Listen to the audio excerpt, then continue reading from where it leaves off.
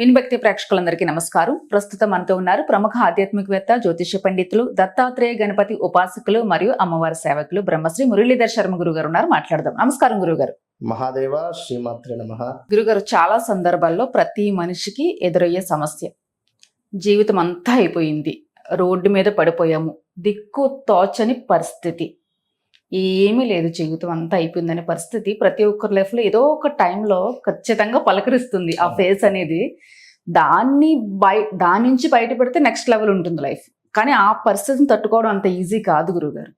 Support కూడా ఎక్కడ దొరకదు మనకి. అలాంటి టైంలోనే మనకి ఫ్రెండ్స్ కూడా దూరం అయిపోతూ ఉంటారు. ఆ టైంని నిలదొక్కుని బయటకు వచ్చి బ్రతకాలంటే ఒక మంచి పరిహారం.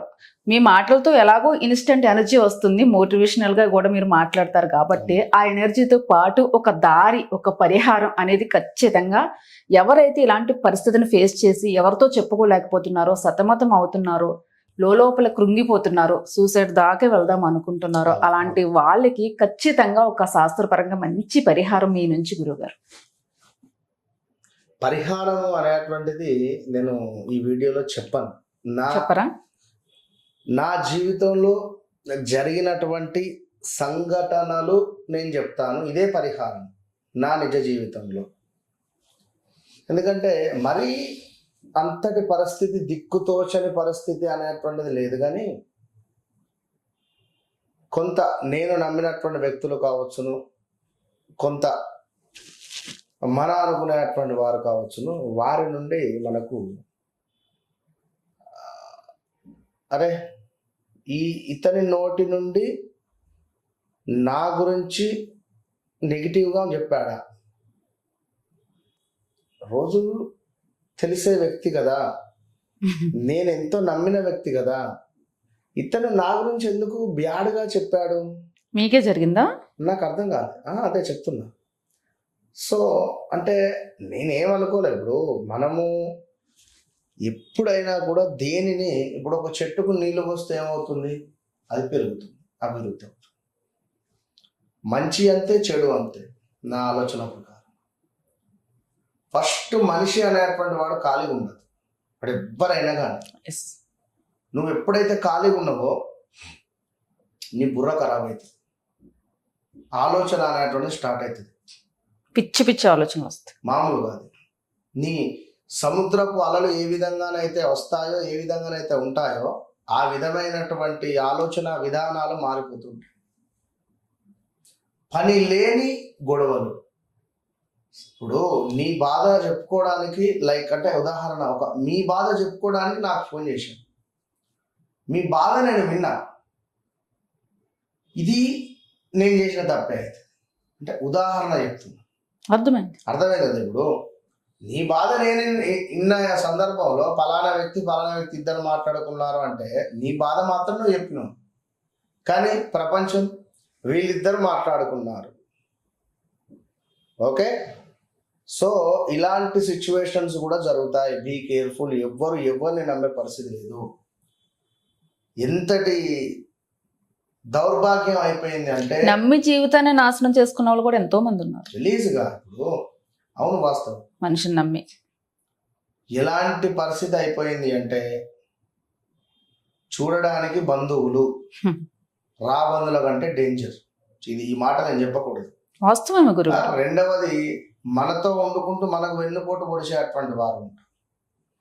అసలు ఇలాంటి టాపిక్స్ కూడా ఫస్ట్ నాకు మాట్లాడడానికి నాకు నచ్చదు. నేను ఎక్కడ చెప్పను. ఎవరైనా నాకు ఫోన్ చేసి, గురువు గారు నాకు డబ్బులు ఇచ్చే వాళ్ళు ఇస్తలేరు, నాకు వచ్చేటి వస్తలేవు, నాకు ఏ అమ్మ ఊరికి అర్థం ఊకోరు. ఎందుకు నెగిటివ్ మాట్లాడుకుంటే ఏమొస్తుంది? జరగాల్సింది చూద్దాం. నాకు ఏదైతే ఉందో మీ మైండ్ సెట్లో ఉండేటువంటిది మార్చండి, ఆ పద్ధతిని మార్చండి. ఉదయం 3 గంటల నుండి 5 గంటల లోపు నిద్ర లేవండి, లేచి కూర్చోండి, నార్త్ డైరెక్షన్లో కూర్చొని కిటికీ ఉందా, డోర్ ఉందా, కూర్చోండి. ఒక 10 నిమిషాలు కూర్చొని అనుకోండి, మీకు మీరు ఒక ఎనర్జీని ఫామ్ చేసుకోండి. అక్కడ ఎనర్జీని ఎట్లా ఫామ్ చేసుకోవాలి నాకు అడగండి, నేను చెప్తాను. అంటే ఇది కూడా చెప్తాను. ఎనర్జీని ఎట్లా ఫామ్ చేసుకోవాలంటే తెలియకుండా నేను చెప్తాను. ప్రాణాయామం చేసుకోండి. ఇందరా మనకు ఈ 2 రంధ్రాలు కూడా, ఒకటి సూర్యుడు, ఒకటి చంద్రుడు. గమనించుకోండి. ఒక దాని నుండి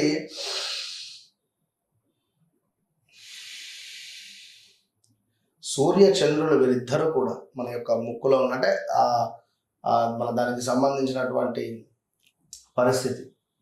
సో వారిని మనం అదుపులో ఉంచుకోవాలి, ప్రాణాయామం చేసుకోవాలి. ఇలాంటి సిచ్యువేషన్స్ ఎన్నో మనకు మనమే మోటివేషన్గా ఉంటాయి.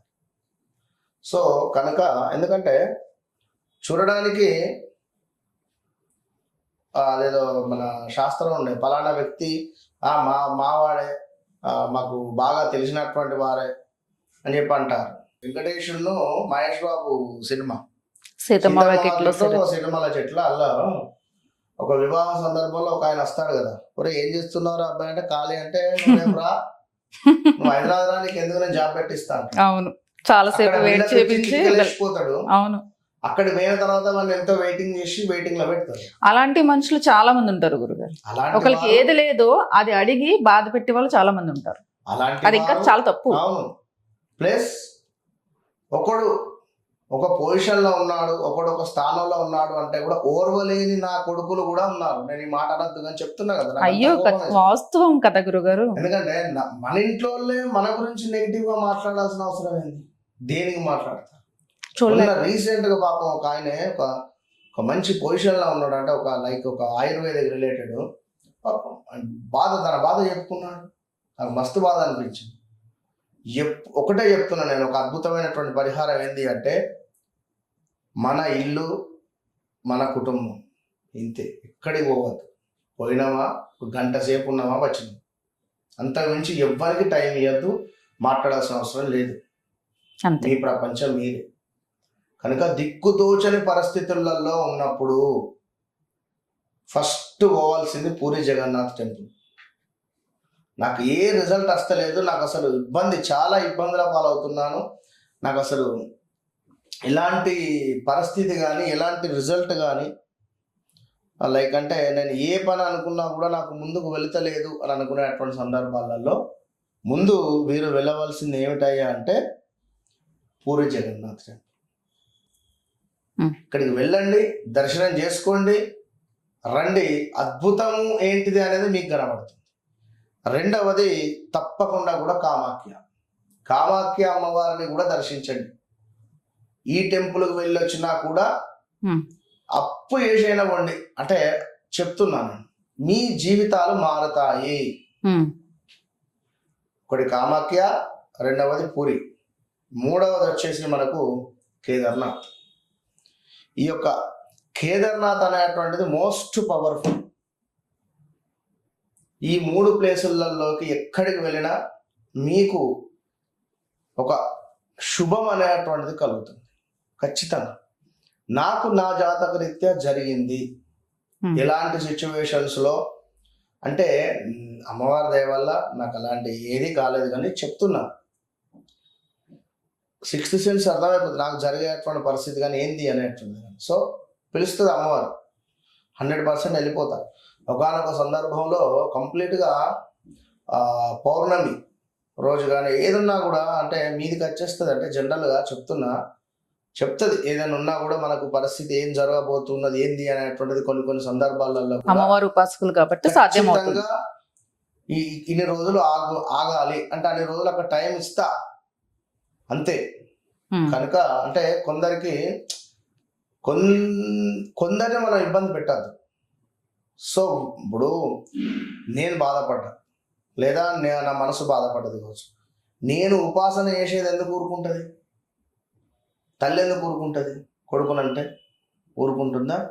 కనుక మీ సాధన, మీరు వెళ్ళి వచ్చేటువంటి ప్రదేశాలే మిమ్మల్ని మంచి మార్గం వైపుగా నడిపిస్తుంది. నేను చెప్పినటువంటి 3 టెంపుల్స్ విజిట్ చేయండి, 100% అద్భుతమైనటువంటి రిజల్ట్ ఉంటుంది. అంతే. అద్భుతంగా చెప్పారు గురుగారు. ప్రాక్టికల్గా నిజంగా మీరు చెప్పినట్టు ఉండాలి. 3 మనిషి అసలు ప్రపంచమే తెలియనట్టు ఉండాలి. మనము నిజంగా ఇంట్లో వాళ్ళే శత్రువులా తయారవుతున్నారు, మన చుట్టూ ఉన్న వాళ్ళే ఎవరిని నమ్మే పరిస్థితి అసలు లేదు. వేస్ట్ గలీజ్ తయారైంది. మోసపోవడమే తప్పు, మోసం చేయడం తప్పు కాదు ఈ రోజుల్లో. కాబట్టి ప్రాక్టికల్గా ఆలోచించండి, జాగ్రత్తగా ఉండండి. మరీ ఇబ్బందికరంగా ఉందంటే ఖచ్చితంగా గురువు గారు చెప్పిన టెంపుల్స్ ఖచ్చితంగా విజిట్ చేయండి. చాలా అద్భుతంగా మోటివేషనల్గా ఎనర్జీగా చెప్పారు గురుగారు. నమస్తే.